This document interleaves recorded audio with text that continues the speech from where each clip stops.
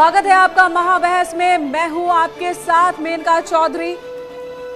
और यूपी में आचार संहिता लगते ही सियासी घमासान शुरू हो चुका है। दल बदल की तस्वीर एक बार फिर से लोगों के सामने आने लगी। इन 4 तस्वीरों के साथ यूपी की सियासी रार को समझने की कोशिश करते हैं। सबसे पहले आपको दिखाते हैं वो 4 तस्वीरें दिल्ली से लेकर के लखनऊ तक की, जो दिल्ली तक की राजनीति की तस्वीर को बदलने की ताकत रखती हैं। और इसलिए जब यूपी सरकार में कैबिनेट मंत्री स्वामी प्रसाद मौर्य ने इस्तीफा दिया तो सियासी हंगामा शुरू हो गया। इस इस्तीफे के साथ अखिलेश यादव ने एक ट्वीट किया और स्वामी प्रसाद मौर्य का स्वागत किया। लेकिन सवाल है कि क्या स्वामी प्रसाद मौर्य अखिलेश यादव की पार्टी को ज्वाइन करेंगे? कर रहे हैं तो कब कर रहे हैं? लेकिन इस इस्तीफे के साथ स्वामी समेत 4 विधायकों ने भी इस्तीफा दिया। और इस बीच जब लखनऊ में दल बदल की स्क्रिप्ट लिखी जा रही थी, तब दिल्ली में बीजेपी की एक बड़ी बैठक हो रही थी और इस बैठक में पश्चिमी यूपी के सीट बंटवारे को लेकर चर्चा हो रही थी। तो ये 4 तस्वीरें जो आपके टीवी स्क्रीन पर है, आज पूरे दिन इन्हीं तस्वीरों पर बात होती रही, चर्चा होती रही। एक रिपोर्ट देखिए और फिर इसी पर महाबहस।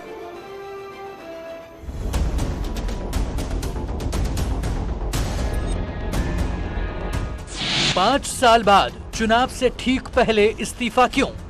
नेतृत्व के उपेक्षात्मक रवैये के चलते मैंने ये कदम उठाया है और जो कदम उठाया है उत्तर प्रदेश की जनता के हित में उठाया है। क्या बेटे के लिए टिकट का दबाव बना रहे थे मौर्य? अन्यायपूर्ण संपत्ति, अन्यायपूर्ण वितरण, अन्यायपूर्ण भागीदारी की जगह न्यायपूर्ण भागीदारी मिलेगी, उस पर हम लोग काम करेंगे। जो सरकार किसान विरोधी, ओबीसी के विरोधी, दलित विरोधी, अल्पसंख्यक विरोधी नीतियों पर जो काम कर रही है उसको में सुधार लाए, लेकिन जब सुधार होता हुआ नहीं दिखा है तो आज माननीय स्वामी प्रसाद मौर्य जी के द्वारा ये कदम उठाना पड़ा। मौर्य के साथ आने से पूर्वांचल में समाजवादी को फायदा होगा। आज की तारीख में पूरी भारतीय जनता पार्टी में अगर आज माननीय राष्ट्रीय अध्यक्ष जी मन बना लें और हाँ कर दें तो आप देखोगे कितनी भारी संख्या में भारतीय जनता पार्टी के मंत्री, भारतीय जनता पार्टी के सांसद, भारतीय जनता पार्टी के विधायक आज समाजवादी पार्टी ज्वाइन करना चाहते हैं। क्या बीजेपी में टिकट कटने के डर से विधायक छोड़ रहे पार्टी? 10 मार्च को सुबह का सूरज तो भाजपा राज में उगेगा और जब डूबेगा तो अपने साथ भाजपा को लेकर डूब जाएगा। नहीं, ये लोग नाखादा लोग हैं, बेईमान लोग हैं। ये तो जिस पार्टी में जाएंगे उसी में गंद फैलाएंगे, लेकिन मुझे कुछ नहीं कहना है। चुनाव के पहले दल बदल का मौसम क्यों आता है? महाबहस इसी मुद्दे पर।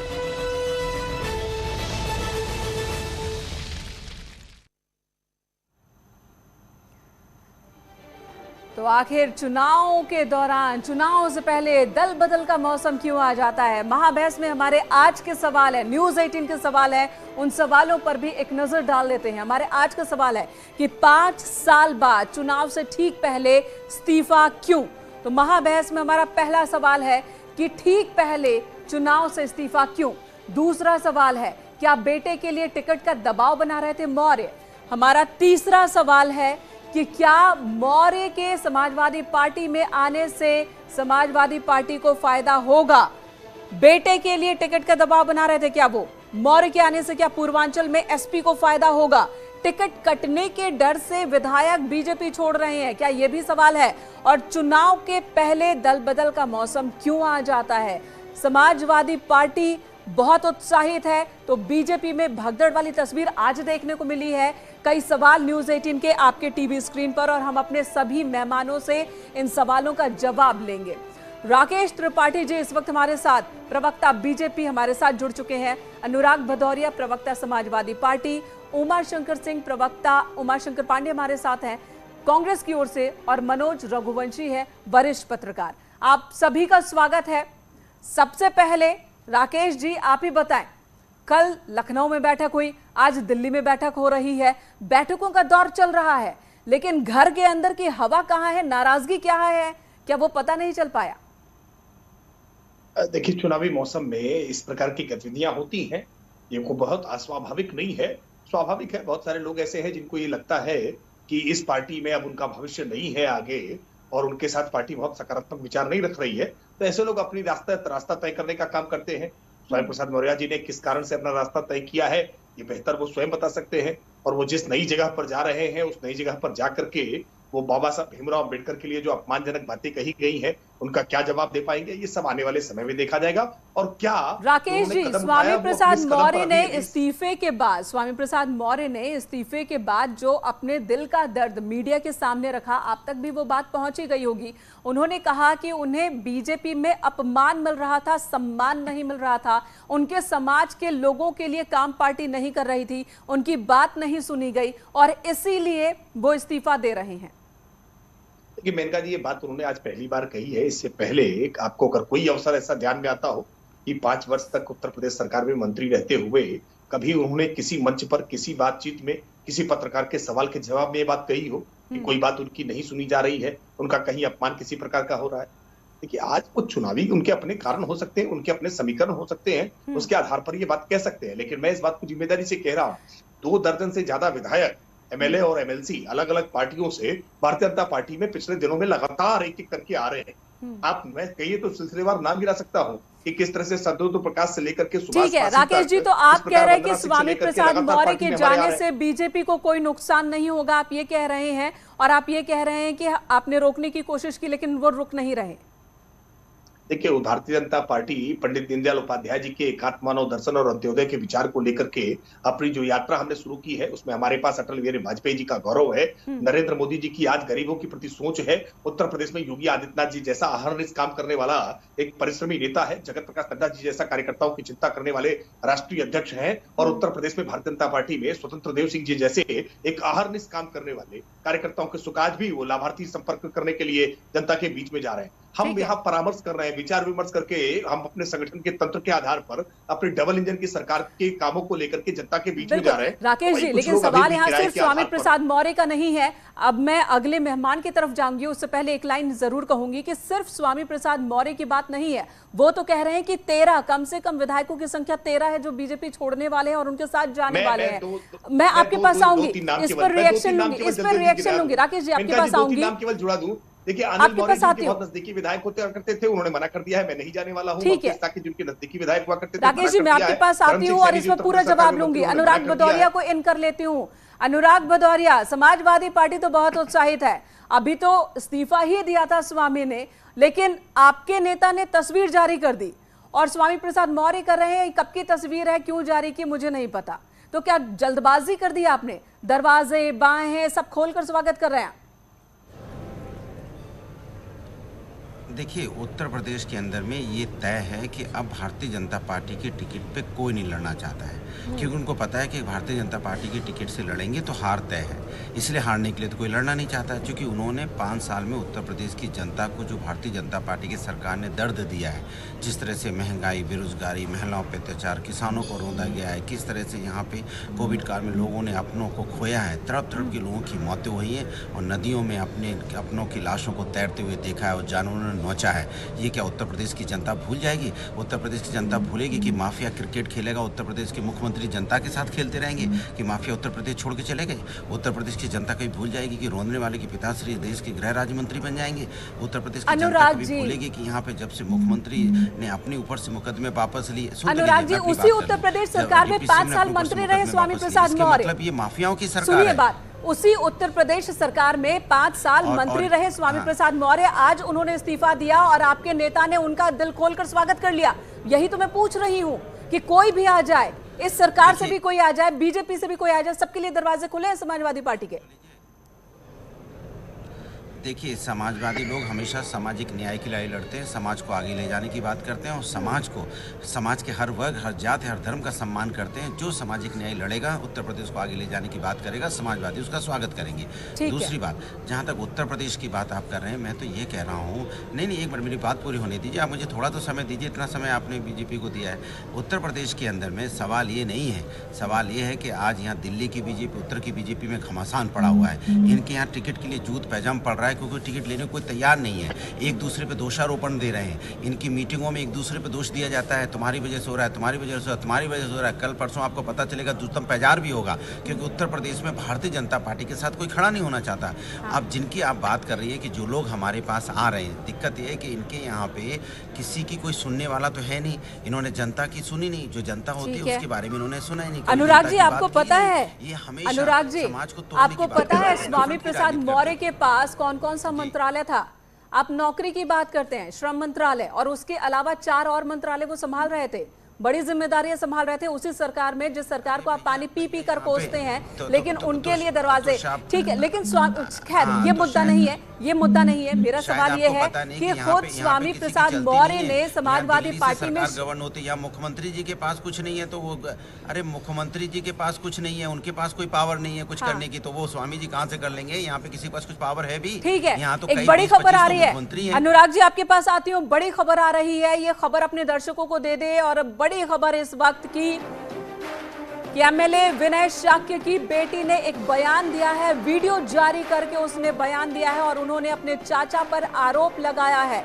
विनय शाक्य की बेटी ने अपने चाचा पर आरोप लगाया है कि उनके पिता का अपहरण किया गया है और अपहरण उनके चाचा ने किया है। मेरे पिता को जबरन लखनऊ ले गए हैं, ये कहना है विनय शाक्य की बेटी का। मेरा भी अपहरण करने की कोशिश हुई, मैं और मेरे पिता बीजेपी के साथ हैं। विधुना से बीजेपी विधायक है विनय शाक्य और अपने चाचा पर आरोप लगा रही हैं कि मेरे पिता को अपहरण करके लखनऊ ले जाया गया और समाजवादी पार्टी में शामिल कराने की कोशिश हो रही है। लोगों को अवगत कराना चाहती हूं कि मैं विधायक विधुना श्री विनय शाक्य की पुत्री रिया शाक्य हूं। मेरे पिताजी को 1 मई 2018 को ब्रेन स्ट्रोक पड़ा था, जिसके बाद उन्हें लखनऊ के पीजीआई अस्पताल में भर्ती कराया गया था। मैं धन्यवाद देना चाहती हूँ हमारे यशस्वी मुख्यमंत्री योगी आदित्यनाथ जी का कि उन्होंने उच्च स्तर पे डॉक्टर पैनल टीम बनाकर मेरे पिताजी का इलाज करवाया और स्वयं मेरे पिताजी को 4 से 5 बार पीजीआई अस्पताल में देखने आए। मेरे पिताजी ना तो स्पष्ट तरीके से बातचीत कर सकते हैं और ऑपरेशन होने के बाद उनके सोचने समझने की शक्ति भी कम हो गई है। हम लोग क्षेत्र में भारतीय जनता पार्टी के लिए काम कर रहे हैं क्योंकि चुनाव नजदीक हैं। हम लोग क्षेत्र में लगातार लोगों से संपर्क बढ़ा रहे हैं। इसी बीच हमारे चाचा श्री देवेश शाक्य व हमारी दादी मेरे पिताजी को लखनऊ लेकर चले गए हैं। इस समय मेरे पिताजी की स्थिति ठीक नहीं है, वह कहाँ हैं, किस हालत में है, हमें कोई जानकारी नहीं है। मैं सरकार से मांग करती हूँ कि हमारे पिताजी का तत्काल पता लगाकर हम परिवारजनों से उन्हें मिलवाया जाए। और इस मुद्दे पर राकेश और अनुराग जी आप दोनों से ही सवाल है। राकेश जी क्या हो रहा है? कोई किसी का अपहरण करके ले जा रहा है और आपके प्रदेश में हो रहा है ये सब? देखिए, हम उम्मीद करते हैं कि बहुत जल्द ही प्रशासन इस पर कठोरता से कार्रवाई करेगा। निर्वाचन आयोग भी इस बात का पूरा संज्ञान ले, क्योंकि अब बहुत सारी ताकत निर्वाचन आयोग के हाथ में है और समाजवादी पार्टी के लक्षण दिखाई देने लगे। सत्ता में आई नहीं, अभी चुनाव आचार संहिता जैसे ही लगी, देखिए किस प्रकार से अपने रंग में आने लगे। उत्तर प्रदेश की जनता इस बात को देख रही है। निर्वाचित विधायक का अपहरण करने का काम कर रहे हैं, उनके परिजन इस बात के लिए बिलख रहे हैं। ये जनता इसका खामियाजा भुगतने पर समाजवादी पार्टी को मजबूर करेगी। आप एक बेटी की पीड़ा को आपने दिखाई, आपको बहुत साधुवाद है। आप क्या कर रहे हैं विधायक तोड़ने के लिए, अनुराग जी? ये आरोप बीजेपी की तरफ से कि ये किसी भी प्रकार ज्वाइन कराना है, बीजेपी को लोगों को तोड़ना है, समाजवादी पार्टी में ज्वाइन कराना है। तो आप अंदाजा लगा सकते हैं कि उत्तर प्रदेश में, यही तो मैं कह रहा हूँ, यहाँ पे माफिया राज चल रहा है, अराजकता का राज चल रहा है। यहाँ कोई किसी को अपहरण कर ले रहा है, कोई किसी को रौन दे रहा है, कोई किसी का चीरहरण कर ले रहा है, कोई किसी का अंतिम संस्कार पेट्रोल डाल के कर दे रहा है, कोई किसी का परिवार उजाड़ दे रहा है। तो ये उत्तर प्रदेश है, जंगल राज चल रहा है, या माफियाओं का राज। उसी सरकार के मंत्रियों को, विधायकों के स्वागत में रेड कारपेट समाजवादी पार्टी ने बिछा दिया। उसी सरकार के मंत्रियों और विधायकों के लिए रेड कारपेट आपने बिछा दिया। खैर एक और सवाल एक और सवाल अनुराग जी, मंत्री को कोई नहीं पूछ रहा है। अनुराग जी एक और सवाल, उसके बाद मैं आगे बढ़ूंगी। एक और सवाल, आज समाजवादी पार्टी के दफ्तर में प्रेस कॉन्फ्रेंस होने वाली थी। पार्टी है, अनुराग जी, आज एक प्रेस कॉन्फ्रेंस होने वाली थी, अखिलेश यादव दफ्तर में मौजूद थे, नेताजी पहुंचे लेकिन हुई नहीं प्रेस कॉन्फ्रेंस। अरे आप मुझे बात तो करने दीजिए। आप कमाल है, आप तो विपक्ष से ज्यादा सवाल पूछ रही, सत्ता पक्ष से सवाल पूछ रहे हैं, सरकार उसकी है, तो आप जबरदस्ती मुझ पे ही हावी होते जा रही है। अच्छा ठीक है, तो ठीक है, मैं आपसे सवाल नहीं करती हूँ, मैं दूसरे के पास जाती हूँ। आपसे ना पूछूं तो आप कहेंगे कि बोलने का मौका नहीं दे रही है, पूछूंगी तो आप बोलेंगे कि हमसे सवाल क्यों किया जा रहा है। अरे यार, तो आप ज्यादा बोलती है ना। अरे आप ज्यादा बोल रही हैं, आप बोलने कहाँ दे रही हैं, आप खुद ही बोलती रहती हैं। बीजेपी की जगह आप हो जाती हैं, दिक्कत ये है। मुझे बोलने दीजिए ना, मैंने कहा कि इनका कहाँ प्रशासन है, इनका कहाँ है पुलिस, डीजीपी कहाँ है, मुख्यमंत्री कहाँ है? वो तो कह रहे थे माफिया उत्तर प्रदेश छोड़ के चले गए। मुझे लगता है आपने कुछ बातों को रिकॉर्ड कर लिया है, सवाल कुछ भी हो टेप रिकॉर्डर आपका वही बजेगा। माफ कीजिएगा, मैं अगले सवाल की तरफ बढ़ूंगी, कांग्रेस के प्रवक्ता भी इस वक्त हमारे साथ हैं, डॉक्टर उमाशंकर पांडे। राकेश जी, मैं आपके पास आऊंगी, अनुराग जी आपके पास भी आऊंगी, डॉक्टर उमाशंकर पांडे भी हमारे साथ मौजूद हैं। उमाशंकर जी, कांग्रेस भी काफी खुश नजर आ रही है कि बीजेपी का कुनबा टूट रहा है। आज ही सुना मैंने कि 10 मार्च की सुबह होगी बीजेपी सरकार के साथ, और जब सूर्य अस्त होगा तो बीजेपी की सरकार भी चली जाएगी। लेकिन यह बताएं कि समाजवादी पार्टी हो या बीजेपी, जितने नेता टूट रहे हैं, कांग्रेस में कितने आ रहे हैं? देखिए, कांग्रेस में तो रोज ही ज्वाइनिंग हो रहा। आज मीडिया जगत से एक बड़े चैनल की पत्रकार रही निदा जी ने कांग्रेस पार्टी का दामन थामा है, और लखीमपुर खीरी में जिन लोगों को भारतीय जनता पार्टी की सरकार ने अपने गाड़ी से रौंदा था, आज उन मृतक के भाई भी कांग्रेस पार्टी का दामन उन्होंने थाम लिया है, और प्रियंका गांधी जी में उन्होंने भरोसा व्यक्त किया है। रोज कांग्रेस पार्टी में ज्वाइनिंग हो रही। लेकिन मैं दूसरी बात कहता हूं, देखिए, स्वामी प्रसाद मौर्य जी मौसमी पक्षी है, उनकी बात नहीं है, लेकिन जाते जाते चूंकि वो श्रम मंत्री थे, उन्होंने बड़ी महत्वपूर्ण बात कही आज, मेनका जी।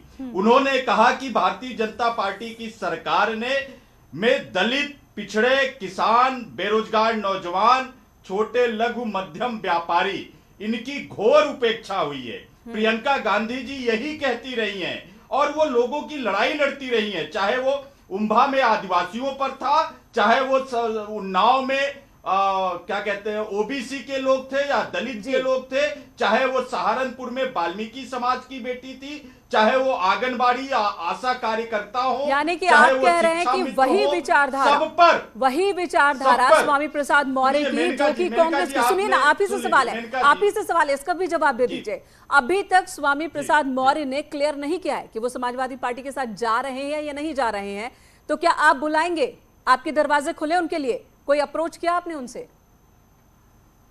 देखिए, क्या है कि शीर्ष नेतृत्व ये तय करेगा, लेकिन कांग्रेस पार्टी में जो भी आना चाहेंगे सबका स्वागत है। जो भारतीय जनता पार्टी की सरकार के खिलाफ राहुल गांधी जी और प्रियंका गांधी जी की लड़ाई में उनकी विचारधारा के साथ जुड़कर उत्तर प्रदेश से इस तानाशाही सरकार को हटाना चाहते हैं, कांग्रेस पार्टी सबका वेलकम करती है। ठीक है, कोई बात हुई नहीं, इसका मतलब। मनोज जी के पास चलूंगी। मनोज जी भी हमारे साथ हैं, राजनीतिक विश्लेषक हैं, जानकार हैं उत्तर प्रदेश की राजनीति के खासकर।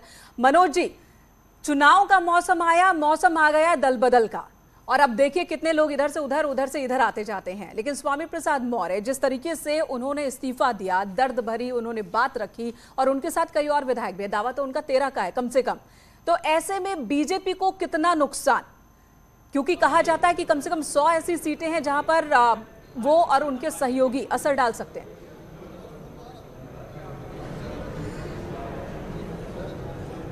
आदित्यनाथ की सरकार नहीं थी, योगी आदित्यनाथ की सरकार की बदौलत स्वामी प्रसाद मौर्य थे, तो उनके आने या जाने से योगी आदित्यनाथ को कोई फर्क नहीं पड़ता। लेकिन एक बात मैंने नोटिस की, जो उन्होंने दलितों, पिछड़ों, किसानों, बेरोजगार नौजवानों, छोटे मध्यम व्यापारियों की आवाज उठाई। एक इसमें बड़ा पेचीदा सवाल है कि क्या समाजवादी पार्टी इस बात, जो पहले उनका मुस्लिम यादव समीकरण था, क्या उस बात को वो ज्यादा तूल देना चाहती है कि वो मुस्लिम वाले विषय को थोड़ा दबा के रखना चाहती है? नहीं, लेकिन मनोज जी इस बार अगर हम समाजवादी पार्टी की रणनीति को अभी तक जितना हमने देखा, आप ही से बात हो रही है, सुनिए, तो आप ही से बात हो रही है, जितना अभी तक हमने समाजवादी पार्टी की रणनीति को देखा तो वो लगातार इस जुगत में है कि किस तरीके से पिछड़ों को एकजुट किया जाए। और गैर यादव ओबीसी में मौर्य की अगर हम बात करें तीसरे नंबर पर, ये सबसे बड़ा एक नंबर है, फिगर है। अगर इसे ये जोड़ते हैं तो फायदा हो सकता है, और जो उनकी रणनीति है पिछड़ों को जोड़ने की, तो उसमें एक फायदा तो दिखता है। देखिए, वो प्रिजम्पशन ये है कि जितने मौर्य वोटर हैं वो स्वामी प्रसाद मौर्य के फॉलोअर हैं, एक तो प्रिजम्पशन है ना। दूसरे मेरा जो विषय था वो ये था कि जब जिस समय 80-20 की बात योगी आदित्यनाथ ने कही और ये मुद्दा उठा कि साहब ये विभाजन कर रहे हैं और हिंदू मुस्लिम कर, उस समय स्वामी प्रसाद मौर्य ने मुस्लिम शब्द नहीं इस्तेमाल किया। मतलब उनको इस बात पे उनको कोई गिला नहीं है, कोई एतराज नहीं है कि मुसलमानों के प्रति कोई भी बात हुई है, उनको कोई इस बात की तकलीफ नहीं है। ठीक है, अब एक फाइनल रिएक्शन ले लेते हैं, 2 मिनट का ही वक्त बचा है। राकेश त्रिपाठी जी, घर में जो बिखराव है उसे कैसे रोकेंगे? देखिए, मैं इस बात को पहले भी दोहरा चुका हूं कि भारतीय जनता पार्टी के पास दर्जन भर विधायक अलग अलग पार्टियों से लगातार आए हैं और अभी भी कई लोग कतार में खड़े हैं। स्वामी प्रसाद मौर्य जी अभी कल कहाँ रहेंगे इस बात भी तय नहीं है, क्योंकि अभी उन्होंने कहीं अपनी भूमिका तय नहीं की है। लेकिन मैं गुंजाइश अभी बाकी है, आप कह रहे हैं गुंजाइश अभी बाकी है। राजनीति में संभावनाएं हमेशा बनी रहती है। अनुराग भदौरिया जी की पार्टी में अगर वो जाएंगे तो उनको जवाब देना पड़ेगा ना कि आजम खान जो कहते थे कि ये बाबा साहब भीमराव अम्बेडकर की उंगली इशारा कर रही है, ये प्लाट हमारा है कब्जा करने का, तो हम स्वामी प्रसाद मौर्य जी जीवन भर बाबा साहब भीमराव अम्बेडकर के गुण गाते रहे हैं। इस प्रकार से उनको जहां गरियाया रहा हो उस पार्टी में जाकर के कैसे वो अपने आप को सहज महसूस कर पाएंगे, ये सवाल उनको कचोटेगा। मुझे लगता है आज की रात उनके लिए अपने आप में बहुत भारी होगी और वो विचार विमर्श करेंगे। अनुराग जी जवाब दीजिए, आपके साथ जो जुड़ेगा उसकी रात भारी होगी, जवाब दीजिए।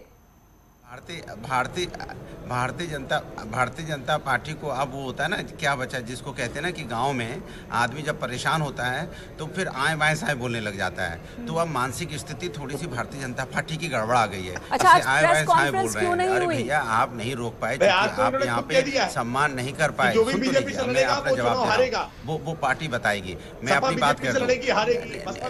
भारतीय जनता पार्टी सुन लीजिए, भारतीय जनता पार्टी की हालत ये हो गई है कि देखिए मानसिक संतुलन कैसा बिगड़ गया। देखिए किस तरह से बिगड़ा हुआ मानसिक संतुलन। ये बोलोगे जो खोज रहे हैं कहीं कुछ शब्द में ही फेर हो जाए, लेकिन जनता ने तय कर लिया है शब्दों के हेरफेर सुधर। जनता ने तय कर लिया आपको हराने का। जनता लोकतंत्र में हराती है, शब्द नहीं हराएंगे, जनता हराएगी। हाँ, लेकिन आपने मेरे सवालों का जवाब दिया नहीं कि आज प्रेस कॉन्फ्रेंस आखिर समाजवादी पार्टी की होनी थी, वो क्यों नहीं हुई? क्या अभी भी बार्गेनिंग बाकी है? क्या अभी भी बात नहीं बन पाई है? स्वामी प्रसाद मौर्य ने खुलकर क्यों नहीं कहा कि वो समाजवादी पार्टी के साथ जा रहे हैं, वो भी तब जबकि अखिलेश यादव ने खुद उनके साथ की तस्वीर शेयर की? ये सवाल तो है ना, और इसका जवाब आप भी नहीं दे रहे हैं। चलिए, जनता जानती है, वाकई जनता जानती है, और हर किसी को जानती है कि कौन क्या कह रहा है, किसकी क्या रणनीति है। और आगे जब 10 मार्च को नतीजे आएंगे तो क्लियर भी हो जाएगा कि जनता के मन में क्या है। आप सभी का बहुत बहुत धन्यवाद हमारे साथ बने रहने के लिए, चर्चा में शामिल होने के लिए। और आज हमने सोशल नेटवर्किंग साइट कू पर जो सवाल पूछा था वो सवाल आपको बता दूं। हमारा आज का सवाल था कि क्या स्वामी प्रसाद मौर्य के आने से अखिलेश यादव को फायदा होगा, और इस पर हमारे एक यूजर ने लिखा है, कमेंट किया है कि सपा को और नुकसान होने वाला है, बीजेपी को फायदा होगा। तो ये इनका स्पेकुलेशन है। और इसी के साथ महाबहस में इतना ही। एक छोटे से ब्रेक के बाद भी खबरों का सिलसिला जारी है।